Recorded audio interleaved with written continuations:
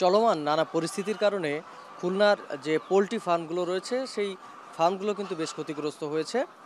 আজকে আমরা রয়েছি ডুমুরিয়ার একটি ডিম উৎপাদনকারী একটি ফার্মে, যেখানে প্রায় ১২,০০০-এর মতো লেয়ার মুরগি রয়েছে এবং এখান থেকে কিন্তু প্রতিদিন প্রায় ৮ থেকে ৮,৫০০ ডিম উৎপাদন করা হয় এবং সেগুলো বাজারে দেওয়া হয়। এখানে গত কয়েকদিনের যে সমস্যা ছিল, বিভিন্ন ধরনের সেই সমস্যার কারণে কিন্তু এখান থেকে যে ডিম উৎপাদন করা হয় সেগুলো পরিবহনে বেশ সমস্যা হয়েছে, যার ফলে কিন্তু সঠিক সময়ে গন্তব্যস্থলে সেগুলো পৌঁছানো সম্ভব হয়নি। এর ফলে কিন্তু অনেক ডিম এখানে নষ্ট হয়েছে।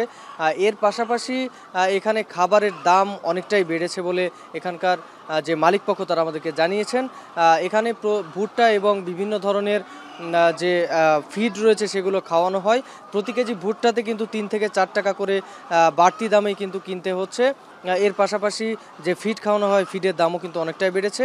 এর ফলে এখানকার যে ডিমের দামও কিন্তু বেড়েছে, সেই তার একই সাথে কিন্তু মুরগির যে দাম সেটিও কিন্তু বেড়েছে।